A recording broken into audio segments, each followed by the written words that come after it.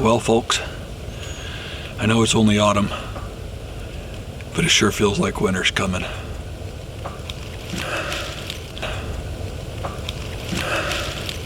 What I decided I thought I would do today is I need to go run a trail. Last time I was out here, I couldn't quite make it to it. So I'm gonna make it out there today. But I woke up early enough. I got the day off, 4-day weekend. So I figured I'd come out here. Since I was up already, I'd set up a camera, I'd drink a Red Bull, and I'd watch the light change. So just take a second, enjoy the peace, enjoy the quiet. This is nice. I've missed this. It's been too long.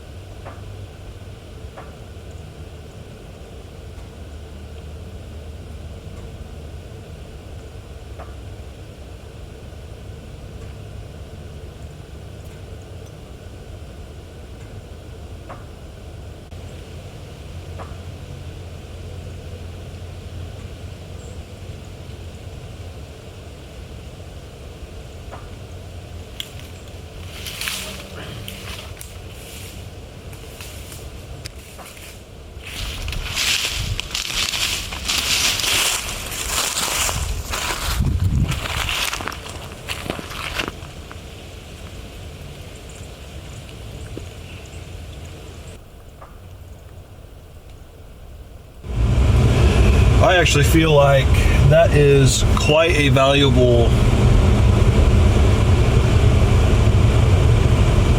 I don't know, task, practice, trial, whatever you want to call it for newer photographers. Light is something that it takes exercise. That's the word I was looking for. Light is something that takes an eye. You have to learn to see the light. And at the end of the day, it's just going to take practice. So when I say that it's going to be a nice exercise, I'm not talking about just sitting out and watching the sunrise. Now, don't get me wrong, it's gorgeous, it's beautiful, I love it. But when you're out there doing that, because if you're watching this, you're probably the kind of person to do that anyways, just take a moment, pay attention to how the light actually changes, when the light is glowing the most, how fast it sets in, how fast it disappears, how quickly it transitions from blue hour to golden hour, and what that looks like, so that next time you are out there setting up for some of these beautiful sunset shots that you see, you know about when the time's going to be, what it looks like. And it's going to be different area to area, and person to person, and climate to climate. And that's one of the reasons that it takes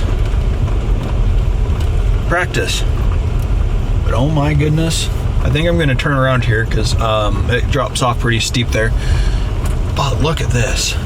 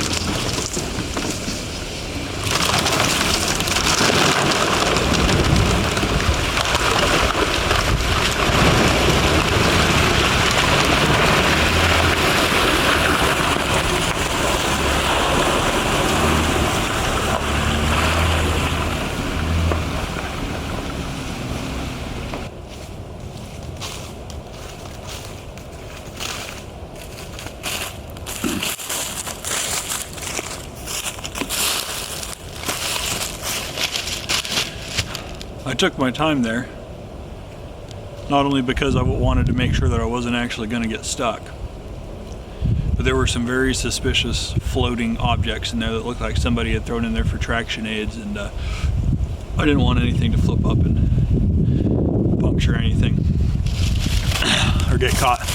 That's especially because I've developed a transmission leak, and I'm not trying to make it worse.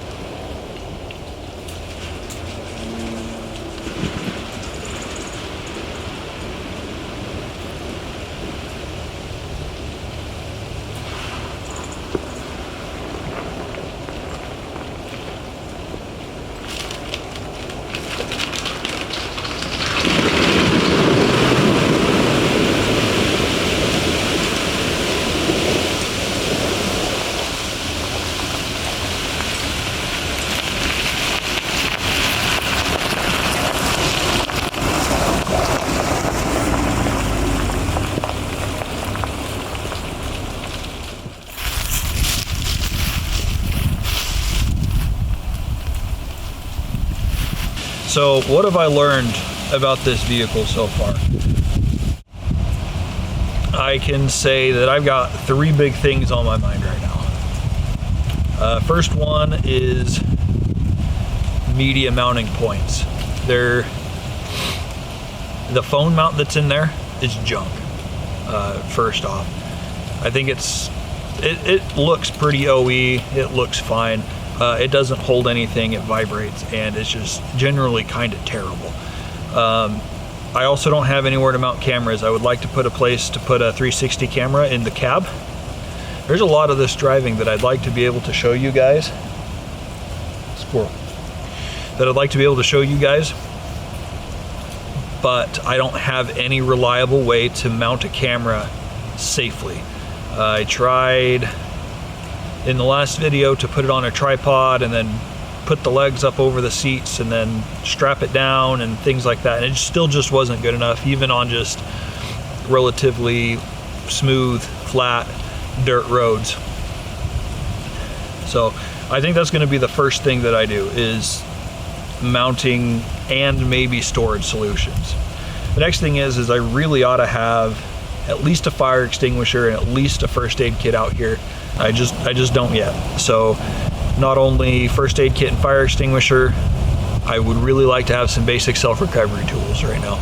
Even if it is just a high lift jack and a shovel, maybe some traction boards, some recovery boards, that'd be great too.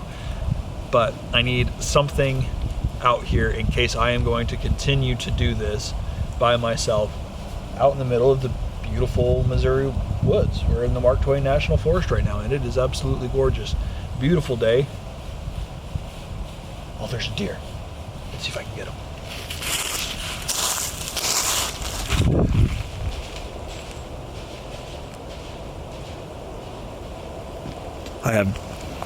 I have no idea if you guys saw that or not. But let me see if I can get my camera angle again right here.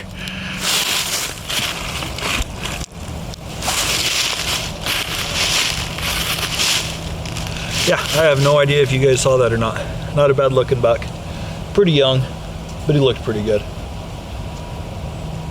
What about that? As I'm sitting here talking about how gorgeous it is out here and have a deer 50 yards away from me. Crazy. Anyways, self-recovery gear. Yeah, covered that. The last thing is it's 19 or 20 degrees outside. It might be autumn, but winter is certainly coming. It's close, it's near, and there's going to at least be ice, even if there's not snow. And I can tell you from my experience in the Northwest and in Alaska, and just driving on snow and ice generally, these Nittos are not the best tire for ice and snow.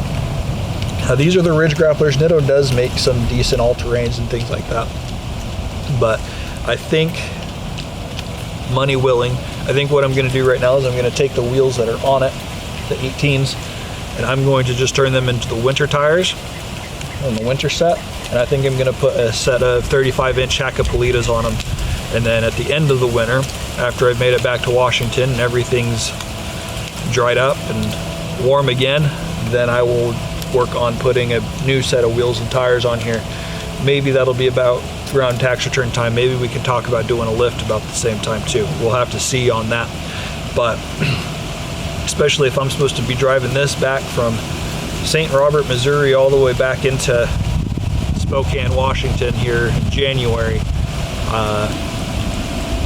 I'm not going to say these tires wouldn't do it, but there are better tires out there for the job, and tires out there that would just generally be more confidence inspiring, for lack of a better term.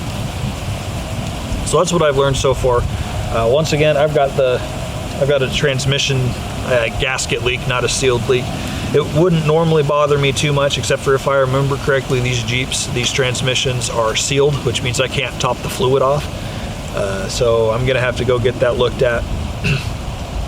Kind of annoying that it happened this quick after purchasing the vehicle, but it is what it is.